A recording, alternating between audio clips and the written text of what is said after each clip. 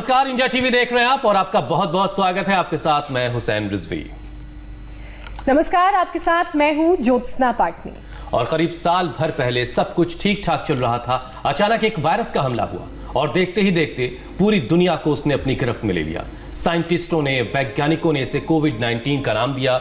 ठीक ऐसे ही industrial revolution के दौरान डेवलपिंग कंट्रीज में एक बीमारी तेजी से फैली थी जिसने घरों को, शहरों को वीरान कर दिया। वो बीमारी थी ट्यूबरक्लोसिस, जो आज भी दुनिया की 10 सबसे खतरनाक बीमारियों में से एक गिनी जाती है और इससे हर साल करीब 15 लाख लोगों की जान जाती है।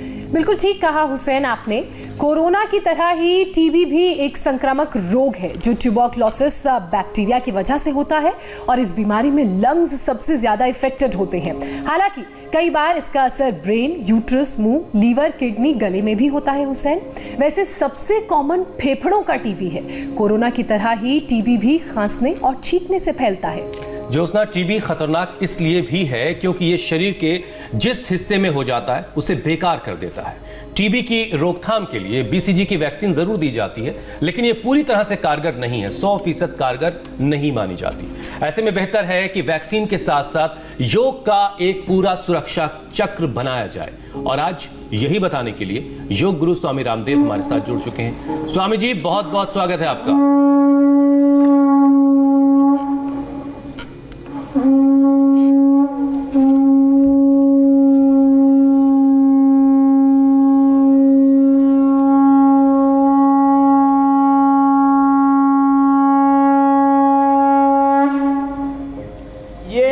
शंखनाद जो है ये लंग को जबरदस्त ऑक्सीजन देता है, स्ट्रेंथन करता है। तो ये लंबे श्वास भर के ऐसे शंखनाद भी किया करें और फिर हम यहाँ से शुरू कर रहे हैं योगाभ्यास। और ये सबके बस की बात भी नहीं है स्वामी जी, इसके लिए फेफड़ों का मजबूत होना जरूरी है।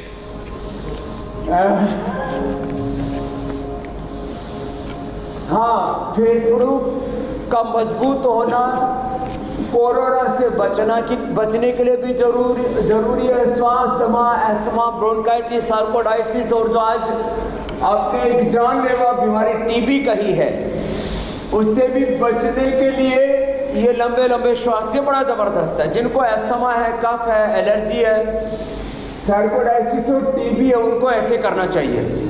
नहीं तो कई बार 1, 2, 3 कोर्स ले लिए, टीबी की टीबी ठीक ही नहीं हुई। नहीं तो मैंने देखा 3 महीने में टीबी ठीक हो जाती है। और बहुतों की जो दवा से टीबी ठीक नहीं हुई, उनकी हमने योग से टीबी ठीक की है। लंग से लेकर के बोन टीबी तक हमने अच्छी की है। इसलिए लंबे लंबे श्वास ये संजीवनी है सबके लिए। और यहाँ पर तो एक और चमत्कार हो रखा है। देखो, ये तो जो अभ्यास हम जो भी कर सकते हैं वो करें ही करें। ये श्रीनिवास है मेरे साथ। कितनी उम्र होगी श्रीनिवास तुम्हारी? 58 ईयर्स। 58 का है। पहले वजन कितना था? 57, पहले 85 था। 85 इसका वेट था। ये हैदराबाद से है और इसको वैसे तो वजन तो कम कर लिया, अच्छी बात है। चलो ताड़ासन करो। 3 महीने में कम किया। 3 महीने में अब कितना वजन है? वो 85 और 25, ये 28 किलो कम किया। 28 किलो, अब 55 है। लेकिन बीच में क्या हुआ? टीबी के साथ साथ एक और दुर्घटना हो गई इसके साथ। इसका लंग पूरा खराब हो गया था। कैसे खराब हुआ था? और रेडार पिक से खराब हुआ। वो टॉयलेट क्लीनर से अब 20 मिनट तक टॉयलेट साफ करता रहा। सारे जम्स खत्म करने के चक्कर में इसके अंदर फेफड़े में आग लग गई। मैं योग करते ना, उस वास्ते मेरे को उतना जल्दी वो समझ में नहीं आया। 20 मिनट के बाद वो मेरे को श्वास नहीं जा रहे। जब मैं देखा अरे हमारा को ये कुछ हो रहा है बोल के मैं बाहर आ गया। आते ही दौरा पड़ गया हमारे खांस की कम से बेहोश हो गया।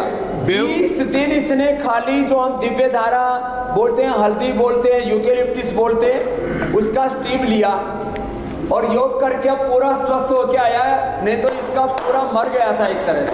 ये दो घंटे, 1 घंटा कपालभाति, 1 घंटा अनुलोम विलोम किया स्वामी जी। 14 दिन 20 दिन 18 दिन के बाद नींद आए। तो 18 दिन के बाद इसको एक बार नींद आया। और ये इधर है बुढ़िया हमारी। इसमें एक और बात स्वामी जी पता चली कि टॉयलेट क्लीनर के साथ उसकी स्मेल भी बहुत नुकसानदेह होती है। मेरा नाम शुभी है।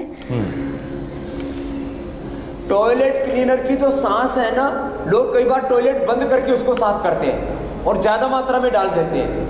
वैसे तो हमने उसका एक ग्रीन फ्लश बना रखा, वो यही पहले लेने नहीं गया मिला, था। वो नहीं मिला, इसलिए वो केमिकल ले आया घर में। अब वो बड़ा खतरनाक है, ये उसका लाइव एग्जाम्पल है, मर के बचाए श्रीनिवास। सब लोगों ने गाली की है, हॉस्पिटल जाओ, तुम हॉस्पिटल कहीं को नहीं जाते। मैं मरे तो मरेंगे मगर योगा में जिएंगे, दोनों में कुछ तो भी हो। ये बहुत उत्साही है हमारा श्रीनिवास। हाँ। और ये तुम्हारा को क्या था? Genetic asthma. जेनेटिक किसको था? मामा, दादा, दादी, अच्छा, दोनों भैया। तरफ से, मामा, दादा, दादी, नाना, नानी, दोनों तरफ से अस्थमा आ गया। भैया और को भी तुम्हारा था। क्या? भाई को भी है? हाँ, उनका ठीक हो गया। अब तुम्हारा भी ठीक है? हाँ हाँ, 80% नाम क्या है ठीक हो गया। तुम्हारा? शुभी। शुभी, कितनी उम्र है? 23। 23 उम्र है। जेनेटिक अस्थमा था उसको। इसका मतलब लंग को स्ट्रॉन्ग बनाने के लिए ताड़ासन, तिर्यक ताड़ासन, ये प्रसरित हस्तासन, ये तो करना ही है। बैठ करके उष्णासन भी करना है। कितने दिन से योग कर रही है बेटा? अभी 3 मंथ से। अब 3 ही महीने से करना शुरू किया है। पीडिया टीवी देखती है जी। अब ये जो है मीनाक्षी जी के साथ साथ कई योगिनियां तैयार हो गई है। क्या पढ़ाई कर रही है बेटा? अभी मैंने BSc ऑनर्स बायोटेक्नोलॉजी में किया है और सिंगिंग करती हूँ। बहुत अच्छा बेटा। तो इसने अपना एस्थमा अच्छा कर लिया। ये तो छोटी उम्र की गुड़िया है। इधर आओ, झारखंड वाली, जाओ बेटा। ये छोटे बच्चों से लेकर के बड़ों तक को सबको परेशानी है। स्वामी जी प्रणाम। इसको भी जेनेटिक था। मुझे 2000 से अस्थमा है। मेरे इशू है ना, सिजेरियन हुआ था तब से मेरे को अस्थमा हो गया। मेरी नानी को था, मेरी माँ को भी था। 2014 में मेरी माँ एक्सपायर कर गई इन्हेलर लेते लेते। मेरी माँ हमेशा यही कहती थी, मेरी बेटी को क्यों हो गया? भगवान सारा बीमारी हमको दे देते, मेरी बेटी को क्यों आया? अब उसकी माँ अपनी बेटी को लेकर के चिंता थी, लेकिन जेनेटिक था। हाँ? अब कैसा है तेरा? मेरा 2010 से मैं ठीक हूँ। 10 मैं से हाँ कर रही हूँ। 5 से मैं मतलब योग से जुड़ी। उसके बाद थोड़ा सा यही पतंजलि का दवा ली।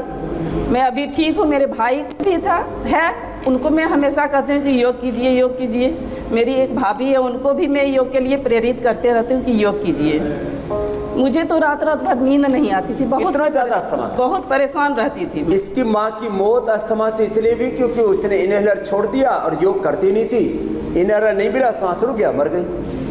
और बेटी को लेके चिंतित रखी कि मेरी बेटी को कुछ ना हो, लेकिन इसकी बेटी अब अच्छी हो गई। स्वामी जी, तुम्हारी 43 साल। 43 साल तो हमारे लिए तो बेटी जैसी है। स्वामी जी, एक बात और बोलना चाहती हूँ। 2012 में मेरे बेटे को मतलब वो 12 साल का था, उसको मतलब पैरालिसिस अटैक हुआ। उसको डॉक्टर ने कह दिया था, यहाँ तक मतलब कमर तक ही हुआ था, सुन हुआ था। उसको डॉक्टर ने कह दिया था कि पूरा शरीर तुम्हारा सुन हो जाएगा। तो मैं उसको बस दिन भर इलाज भी करवा रही थी, टेस्ट वगैरह जो चल रहा था, लेटे लेटे सिर्फ कपालभाति करवाई। उसके बाद उन्होंने रेफ़र कर दिया कि इसको पटना ले जाओ। कैसा है वो पटना ले जाने लगी ट्रेन में। मैं हमेशा उसको सिर्फ कपालभाति कराते रहे। मेरे जितने रिलेटिव देखने आए ना, सब आश्चर्य कर गए। कैसा है वो तो अभी ठीक है। अभी ये लो अपने वो ट्रेन मतलब पैर से चल के मतलब पूरा प्लेटफॉर्म पार किया। एक ट्रेन के अंदर ही ठीक कर दिया, चलते चलते ही कपालभाति से। और वो अनुलोम विलोम तो कर भी नहीं पाता। स्वामी जी, एक जो बहुत बड़ी चिंता जिसका जिक्र कपालभाति भी जो माता जी बैठी हैं वो भी कर रही थी, भांति की बीमारियां ठीक होती है इससे। स्वामी जी, हर माँ बाप ये चाहते हैं कि उनको जो भी प्रॉब्लम है, उनको जिस भी तरह की बीमारी है, ये ट्रांसमिट होकर उनके बच्चों तक ना जाए। तो हमने अक्सर इस पे बात की है, क्या योग के जरिए इस चेन को तोड़ा जा सकता है? टीबी माँ बाप से बच्चों में ना जाए, अस्थमा माँ बाप से बच्चों में ना जाए। क्या योग और आयुर्वेद के जरिए हम इस चेन को तोड़ सकते हैं? ये संक्रमण से होता है। मैं उनका नाम नहीं लूंगा। एक बहुत बड़े आदमी है, उनके फैमिली में हिस्ट्री थी, पहलवान, 5-5 हजार दंड बैठक। हुसैन भाई, आप तो थोड़ा सा जिम में भी थोड़ा सा कभी कभी जोर आजमाइश कर लेते हो। वो 5000 दंड बैठक लगाने वाले महाबलवान, उनको भी करीब 55-60 साल की उम्र में पहुंच के टीबी हो गया। जो आपने जो प्रश्न पूछा, सर्दी जुकाम बुखार ना टूटना, बार बार ये सब खांसी, इसके अलावा कई बार कुछ नहीं होता और एक सडन उम्र आने के बाद में ये अटैक करता है टीबी। तो एक बात खास बताता हूँ, हम मकरासन भुजंगासन भी लंग को स्ट्रेंथन करने के लिए भी कर रहे हैं, ये कमर के लिए भी अच्छा, न्यूरो प्रॉब्लम्स के लिए भी। लंबे लंबे श्वासों के साथ करना, रुकना एक स्थिति में। तो इस चैन को तोड़ा जा सकता है और हमने वो चैन तोड़ दी है। जेनेटिक अस्थमा हमने, दूसरी भी एक बहन है, लास्ट वाली इधर आओ, तुमको कितनी पीढ़ियों से था?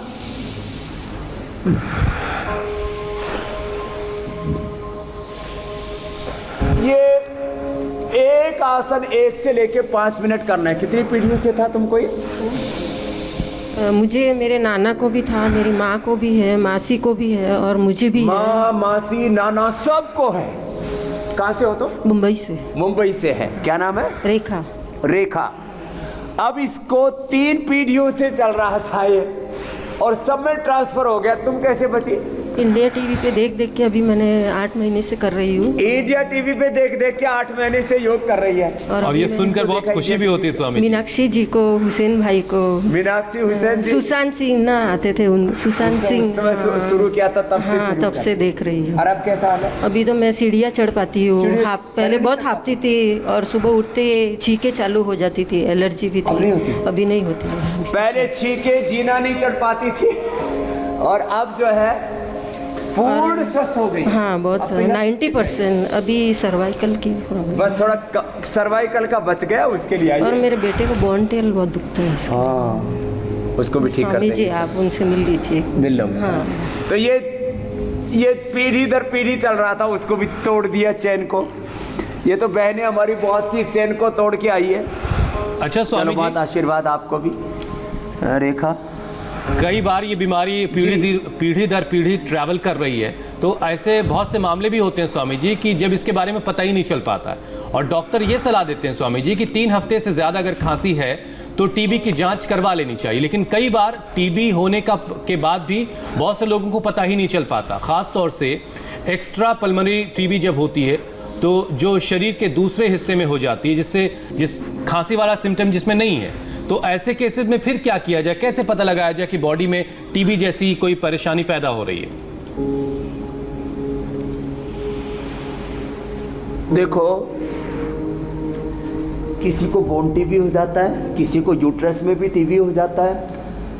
ये आजकल कॉमन हो गया है। अब उसका ऐसे तो सामान्य रूप से कोई लक्षण तो उभर के नहीं आता, क्योंकि फेफड़े की टीबी का तो खांसी, सर्दी, जुकाम, बुखार से पता लग जाता है। जी जी। लेकिन दूसरी टीबी होने पर भी एक तो बुखार नहीं टूटता। बुखार यदि लंबे समय तक है तो यूट्रस में भी टीबी होने पर, बोन टीबी होने पर, तो भी एक तो बुखार यदि थोड़ा थोड़ा टेम्परेचर बना हुआ है तो भी टीबी हो सकता है, एक बात। दूसरी बात,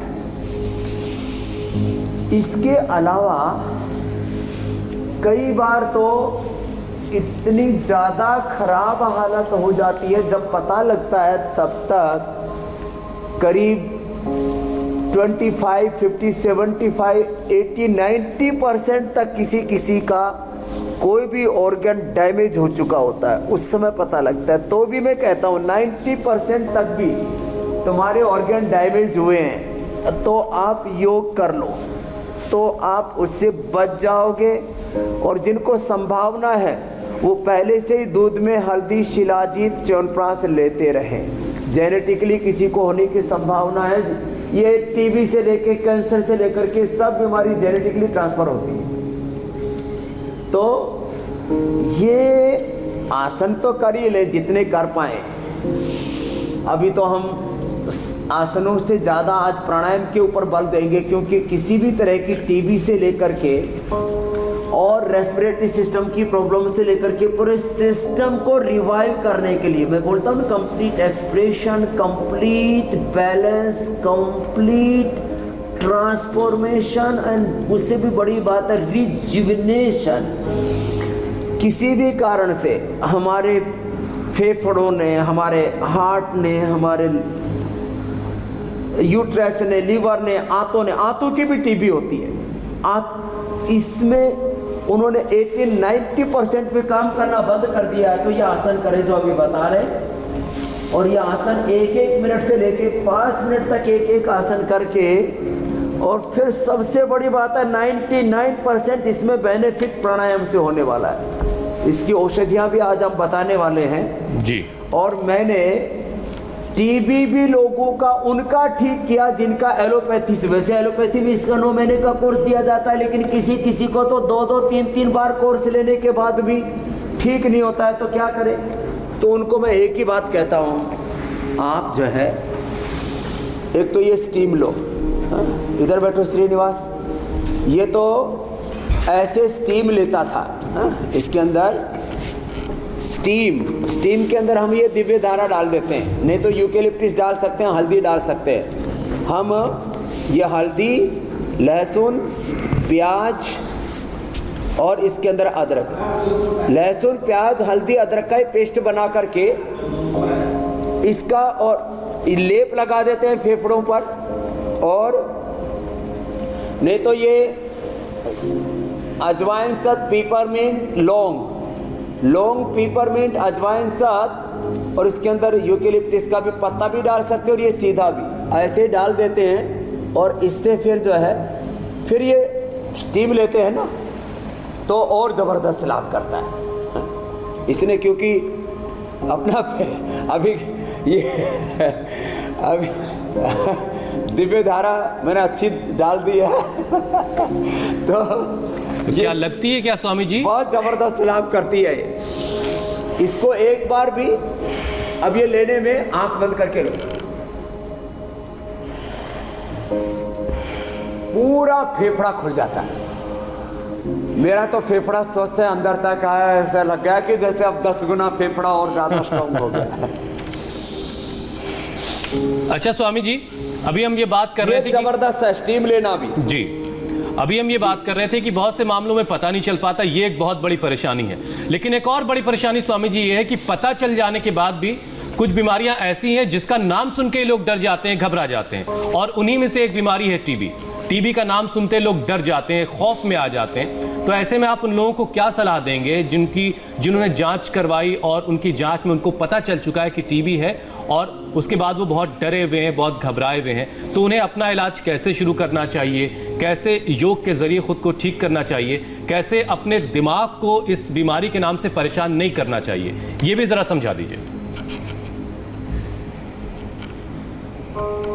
देखो, एक तो भस्त्रिका प्राणायाम शुरू करें 5 मिनट से, और फिर धीरे धीरे कपालभाति, अनुलोम विलोम, भ्रामरी, उद्गीत, और थोड़ा नाड़ी शुद्धि भी बीच में कर लें, सूर्य भेदी भी कर लें, और उज्जाई भी कर लें। यदि उसका गले तक भी असर आ गया है, लंग के लिए भी उज्जाई अच्छा होता है। तो प्राणायाम शुरू कर दें, दूध में हल्दी शिलाजी च्यवनप्राश लेना शुरू कर दें। और ये जो लेप बता रहे थे हम अभी, हल्दी और इसमें हमने डाल रखा है अदरक और प्याज, लहसुन, ये लेप लगा लें फेफड़े के ऊपर, और लेप लगा करके और इसको कपड़े से बांध लें, और फिर लेट करके कर लें भस्त्रिका।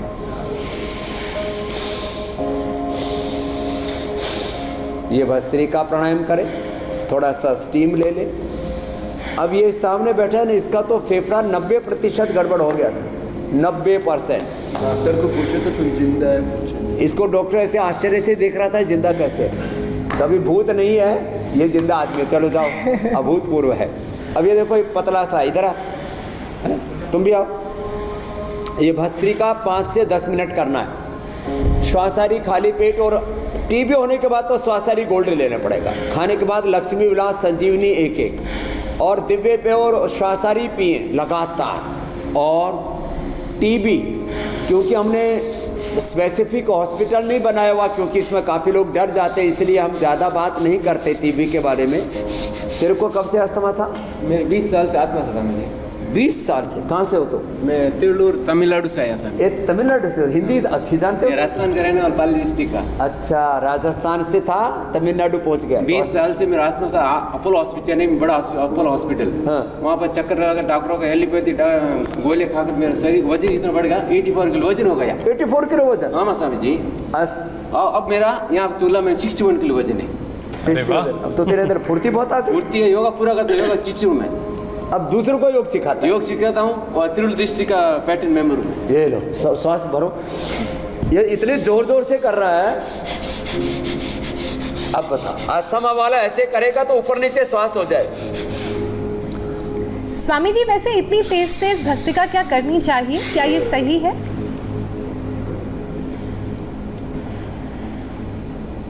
अब देखो, इसने तो पेट भी घुसा दिया पूरा। ज्योत्सना जी जी, इसकी ज्योति जग गई है, तो जिसकी ज्योति जग गई हो स्वामी जी, बहुत से लोगों की उसको ज्योति दिक्कत जलानी है नहीं है। आपको, और लोग नोली कर रहा है। क्या बात। लगता नहीं है इनका वजन 80 किलो था। बस रुक जा। कॉन्फिडेंस भी कमाल का है उनका स्वामी ये जी। तो पूरा मस्त हो गया। कितनी उम्र है तेरी? 42 स्वामी जी।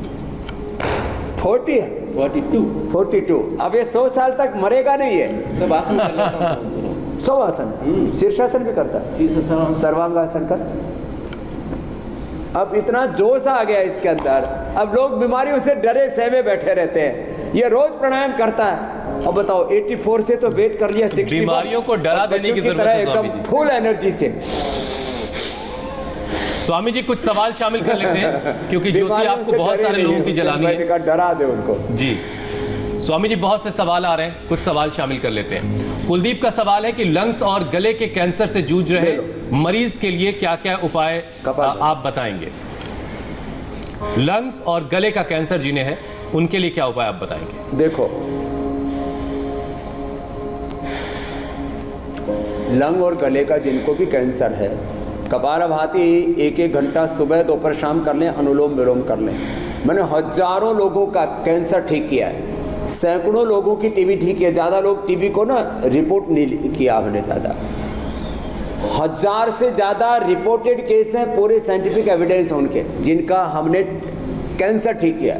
और बीपी, शुगर, थायराइड, आर्थराइटिस, ये तो अस्थमा, ये तो करोड़ों लोगों का ठीक कर दिया है।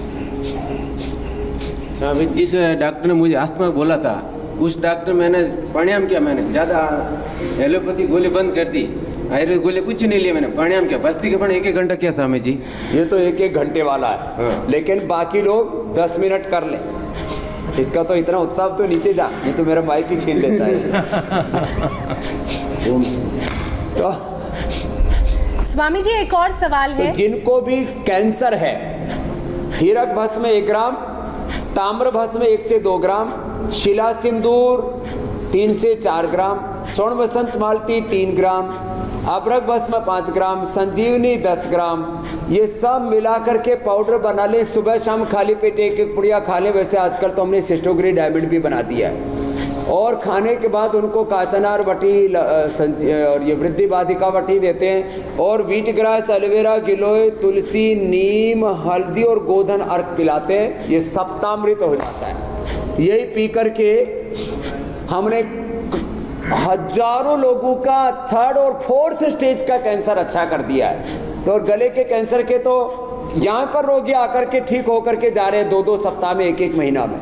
इतना जबरदस्त कैंसर में लाभ होता है। ज्योत्सना जी कुछ पूछ रहे थे आप? जी स्वामी जी, SC अग्रवाल हैं, उनका सवाल है कि उनकी माँ जिनकी उम्र 72 साल है, उनको फूट पाइप का कैंसर है, उनका वजन मात्र 38 किलो है। आयुर्वेद में उनके लिए कोई उपाय है जिससे उनकी समस्या का निदान हो?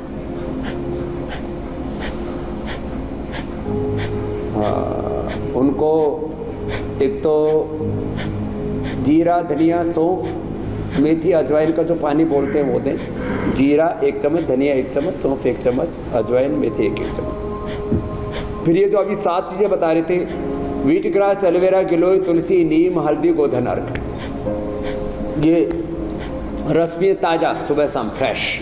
और जो भी औषधि बताई थी, हीरक भस्म, ताम्र भस्म, शिला सिंदूर, अभ्रक भस्म, संजीवनी, मोती पिष्टी, स्वर्ण वसंत मालती, ये औषधि ले लें। तो इससे उनको खाना भी थोड़ा थोड़ा अंदर जाता रहेगा और फूड पाइप का कैंसर धीरे धीरे खत्म हो जाएगा। 1-1 घंटा कपालभाति, 1-1 घंटा अनुलोम विलोम करना होगा। ये मात्र अस्थमा की या कैंसर की बात नहीं है, ये बहुत बड़ी बात है कि पूरी बॉडी ऑर्डर में आ जाती है। तेरी कितनी उम्र है? मेरी सर 39 साल। कब से था तुमको? हाँ, अस्थमा कब से था? अस्थमा सर बचपन से जेनेटिक है, नाना जी को भी था और सर परिवार में आगे से आगे अनुवंशिक। तुम्हारी कितनी उम्र है? मेरी 39 साल। तो अब कब कैसा है? अभी कब तो के टीबी हुई थी मुझे 12 साल पहले, मुझे लंग्स में इन्फेक्शन हुआ था। हुई है इसको? हाँ 12 साल पहले। फिर? और थायराइड भी हुआ था। हाँ। तो एक भी गोली नहीं ली थी उस समय। और मैंने जयपुर में योग आश्रम में मैंने नेचुरोपैथी से और गाय की घी से और तुलसी पानी से और गाय का घी क्या किया? गाय का घी बेजड़ की रोटी के साथ मिलाकर खाया बेजड़ डॉक्टर की रोटी ने। मैंने और मिक्स लौकी की सब्जी हैं? और लौकी की सब्जी बस 6 महीने वही खिलाया पूरा। 6 महीने वही खिलाया। अमलताज का था, कोई एलोपैथिक प्रमाण भी मिल गया। कोई एलोपैथी दवाई नहीं ली मैं। हाँ है, अभी है मेरे पहले वाली टीबी की टीबी ना इसको हुसैन पहले वाला टीबी का रिपोर्ट डॉक्टर ने नहीं कराया। स्वामी जी सबके साथ ब्लड निकला था। अब तो देश और दुनिया मानती है आपका लोहा। आपके लंग्स में कुछ है। तब मैं बच्चा था, मैं समझता नहीं था, तो उन्होंने जो इंग्लिश गोलियां दी मैं लेता गया। ये लो, उससे साइड इफेक्ट होता था। अब देखो, इसको खून आता था खांसी के अंदर, ये हालत थी। कोई एलोपैथी की दवाई नहीं ली, खाली आयुर्वेद से। थायराइड था मुझे। थायराइड भी ठीक कर लिया? थायराइड आज दिन तक एक गोली नहीं खाई है मैंने, और रिपोर्ट्स पड़ी है थायराइड की मेरे पास। अगर आप चाहें तो मैं लेकर आया हूँ साथ में। कोई बात। तो ये टीबी तो हम तो चाहते हैं स्वामी जी ऐसे ही सब ठीक हो जाए, हर किसी की बीमारी दूर हो। स्वामी जी एक और सवाल है इलाहाबाद से विनय कुमार का। उन्हें बोन टीबी हो गई थी, एलोपैथी से इलाज उन्होंने नहीं लिया और 3 महीने में टीबी ठीक हो गई, लेकिन लीवर कमजोर हो गया, पूरे शरीर में अब दर्द होता है। अरे राम राम जी, तो उनके लिए क्या उपाय बताएंगे आप?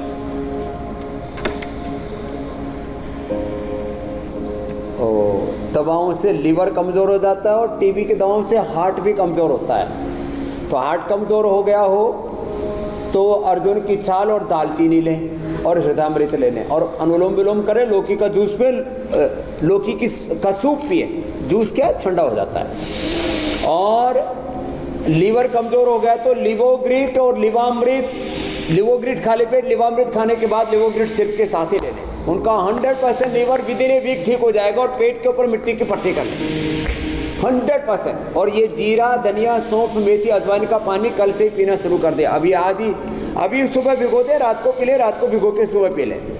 उनका लीवर 100% परफेक्ट हो जाएगा। ये लीवर पर और हार्ट पर 2 बहुत खतरनाक असर होते हैं हुसैन भाई, दोनों के लिए मैंने साथ साथ बता दिया है। तो ये तो था जिसने टीबी को हरा दिया। इधर एक अनिका और एक दूसरी, दोनों आओ, चलो जाओ। ये तो बड़ा जबरदस्त लड़का है, अभी पता ही नहीं लग रहा ये। स्वामी जी उनका पार कर चुका है। जिनको आपने बुलाया है उनका अनुभव भी हमें सुनवाइएगा, लेकिन साथ साथ ये भी जरा बताइए कि क्या टीबी जो है वो न्यूट्रिशन की कमी की वजह से, कुपोषित होने की वजह से भी टीबी हो सकती है? हाँ, टीबी से लेकर के सभी बीमारियां मेल न्यूट्रिशन से भी होती है। मेल न्यूट्रिशन से तो दुनिया में सबसे ज़्यादा मौतें होती है, सबसे ज़्यादा बीमारियां होती हैं। इसलिए अपने खाने में आंवला, एलोवेरा, गिलोय, आज नारंगी, ये सब रखी हुई हमने। और दूध, दही, छाछ, इसका पूरा भरपूर उपयोग करें। और आज गाय के घी के अंदर हम ये लौकी का सूप भी बताने वाले हैं। तो कुपोषण नहीं होना चाहिए किसी भी प्रकार का। तेरे को तो क्या था स्वामी जी? मुझे नाक में मांस भर गया था और हड्डी भी मतलब टेढ़ी थी। अभी 20 दिन पहले की रिपोर्ट है ये। और अब मेरे को राइट साइड में, उसने बोला था राइट साइड में माइनर सी जगह है और लेफ्ट पूरा रुका हुआ है। तो मेरे को ऑपरेशन बोल दिया था कि आप इस थर्सडे को ऑपरेशन आपको करवाना ही है। लेकिन मेरे बच्चों ने मुझे फोर्स किया कि वो योगासन करते हैं आपको देख के, और हुसैन भाई ज्योत्सना और मीनाक्षी जी को देख के। तो अब उन्होंने बोला कि आप पापा के साथ एक बार वहाँ जाओगे, हमें कोई दिक्कत नहीं है। अब मुझे अचंभा है कि राइट साइड पूरा खुल गया ये लो, जो पूरा बंद था वो पूरा खुल गया, फिर कल और जो खुला था उसका क्या? उसमें सही है वो तो, मतलब थोड़े उसमें जगह थी उसमें तो, लेकिन अब तो मैं ये मीनाक्षी जी और ज्योत्सना जी, आप लोगों ने बहुत ज्योति जला दी। हुसैन भाई आपका शुक्रिया करना, ये बहुत देर से उधर तिलमिला रही थी कुछ कहने। जो इंडिया टीवी का जो प्रोग्राम है वो मेरे टाइमिंग के हिसाब से शूट कर रहा है स्वामी जी, क्योंकि ठंड में मैं थोड़ा लेट उठती हूँ, मुझे अस्थमा की प्रॉब्लम। और हमने तो टाइमिंग ऐसी कर दी स्वामी जी शूट करता है इसको कि चाहे तो सुबह 8 बजे देख लीजिए, चाहे शाम 5 बजे देख लीजिए। भी जैसे योगासन जिनको करते जो हैं, टाइम suitable तो उन्होंने लगे। मुझे भेजा है कि आप है ना एक बार वहाँ जाओ, अगर नहीं होता है तो अब ये पूरी ठीक हो गई है, जोश से भरी हुई है ये बहुत भी। अच्छी बात है स्वामी जी। तो जाट है क्या? हाँ स्वामी जी, तेरी आवाज, इसकी आवाज से मुझे लग रहा था जाट नहीं है पक्की, हरियाणा की जाट नहीं एकदम। तो तेरे को क्या था? मेरे को 2000 में अस्थमा हो गया था और 3 साल तक। 2000 में? हाँ। 20 साल? तू उम्र कितनी तेरी? उम्र कितनी है? 20 साल पहले ही हो गया? हाँ 20 साल पहले ही हो गया था। अरे राम राम, ये मैं उम्र इसकी देख रहा था मैंने, तो 25-30 की तो खुद ही लग रही है ये। मैं 3 साल तक बहुत दवाइयाँ खाई, बहुत ज़्यादा दवाइयाँ खाई। उसके बाद मुझे लगा कि मुझे जीना है और मैंने योगा स्टार्ट कर दिया। कैसे ना कैसे करके मैंने योगा में जाना है, क्लास अटेंड करनी है, सुबह 4 बजे उठना ही उठना है मेरे को। और कितनी बस इसी जिद की जरूरत है स्वामी जी, उसको मैं जीना है और सेहतमंद जिंदगी जीना है। उस टाइम में ही फिट हो गई थी। ये जिद है इसको, बिल्कुल पक्की एकदम, जैसे कहते ना बहादुर लड़की है ये, इसने पूरी मिटा दी अब अस्थमा तो। और अब ये 100 साल तो बाद भी कैसे मरेगी, मेरे को सोच करके आश्चर्य है, तो मौत नहीं बिठा देगी। मेरी माँ को भी अस्थमा था पहले। माँ को भी? हाँ, नानी को भी था। फिर मैंने सोचा कि माँ नानी उस टाइम में योगा नहीं कर पाती थी और मुझे लगा कि ज़िंदगी जीनी है, दवाइयों पे नहीं जीनी है। मुझे हेल्थ के लिए मैं स्टार्टिंग से ही कॉन्शियस थी। अब और कॉन्शियस हो गई है, अब और ज़्यादा कॉन्शियस अब तो हो गई। ओवर कॉन्शियस है ये। क्या ये है अनिका? चलो इधर बहुत अच्छी बात है स्वामी जी। अक्सर बच्चों को डांट पड़ती है, बहुत जिद्दी है, बड़ा जबरदस्त है, लेकिन कुछ जिद जो होती है करना चाहिए जी। अक्सर बच्चों को स्वामी जी डांट पड़ती है कि बच्चा जिद्दी हो गया, लेकिन कुछ जिद जो है वो अच्छी होती है, और योग करने की जिद जो है वो जिंदगी को खुशहाल बनाती है, हाँ, सही मानों में जिंदगी देती है। स्वामी जी अच्छा, कुछ बीमारी ऐसी होती है जिसे हम छिपाते फिरते हैं, और देखो, और टीबी भी उन्हीं में से एक बीमारी है, लेकिन सेहत की थाली तो सबके सामने खुली भी रखी होती है। जी जी जी। तो आप सेहत की थाली पे आते हैं।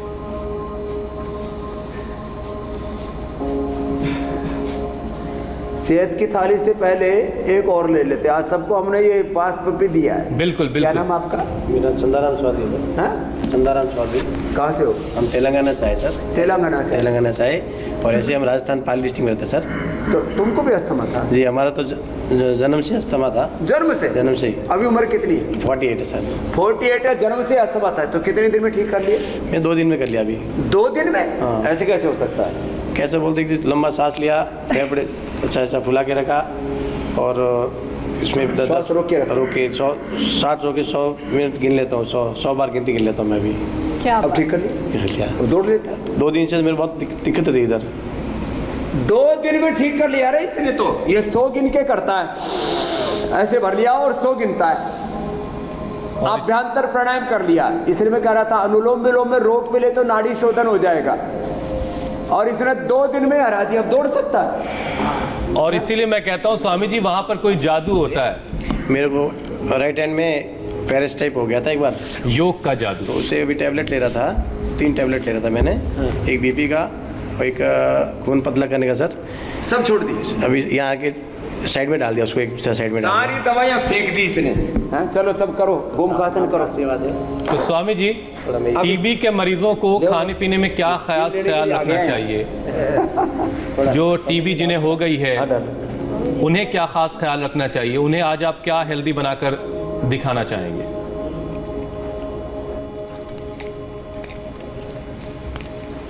तो एक तो देखो, ये तो है अखरोट और लहसुन।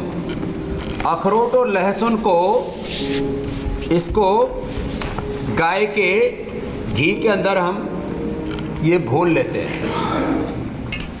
थोड़ा सा सेक लेते हैं इसको, और इसका पेस्ट जो है वो 2 चम्मच ही पर्याप्त है। 2 चम्मच इसका पेस्ट पर्याप्त है। इसमें थोड़ा सा अजवाइन डाल दी, थोड़ा सा जीरा, ज़्यादा नहीं, और थोड़ा हींग भी डाल दो तो और स्वादिष्ट हो जाएगा। ये सब चीज़ें थोड़ी मात्रा में डालनी चाहिए। कुछ तो मसाले ऐसे डालते हैं मुट्ठा भर भर के, और उसके बाद इसके अंदर ये पेस्ट डाल दिया।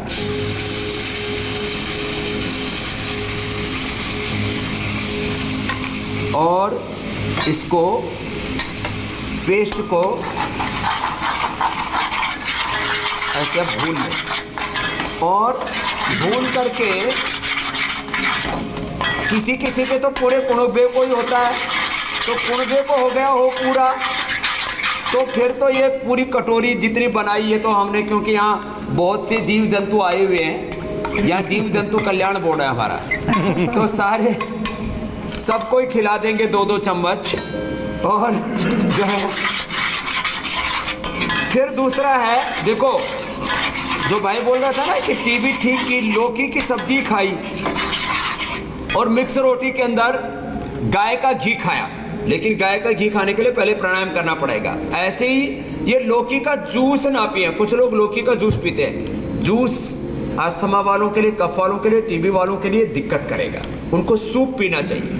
इसलिए कुछ इंटरनेट के ऊपर भी लोग लिख देते हैं ज़रूर, लेकिन ये पुदीना, धनिया और पुदीना के साथ लौकी का ये पेस्ट बना लेते हैं। पेस्ट बना करके और हम इसमें इसको भी गाय के घी में इसको भी भून लिया।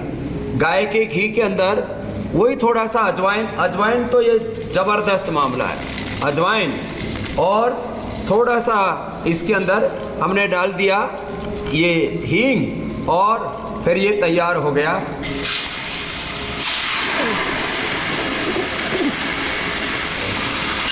और स्वामी जी ये ऐसा ये जो सूप है ना, ये तो जबरदस्त है। स्वामी जी एक सवाल का छोटा सा जवाब और दे दीजिए। मिलेगा जी।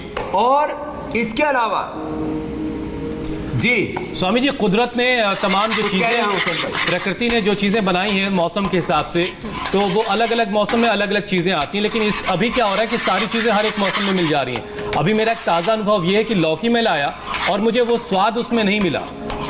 पुदीना आमतौर से गर्मियों में मिलता है, वो अब सर्दियों में भी मिल रहा है। तो क्या ये मेरा भ्रम है, मेरी गलतफहमी है, या वाकई ऐसा है?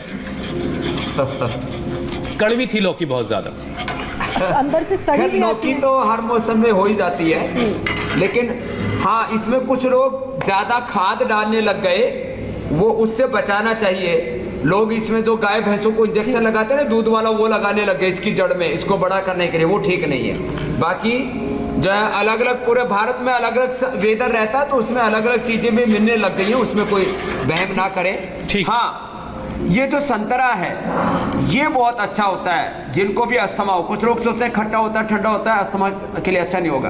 तो आंवला, एलोवेरा और गिलोय, इसका जूस पी लें, अथवा संतरा सुबह सुबह खाली पेट खा लें। अस्थमा वाले जी, पेट की बीमारी वाले सुबह सुबह सेव खा लें, मुनक्का अंजीर थोड़ा सा ले लें।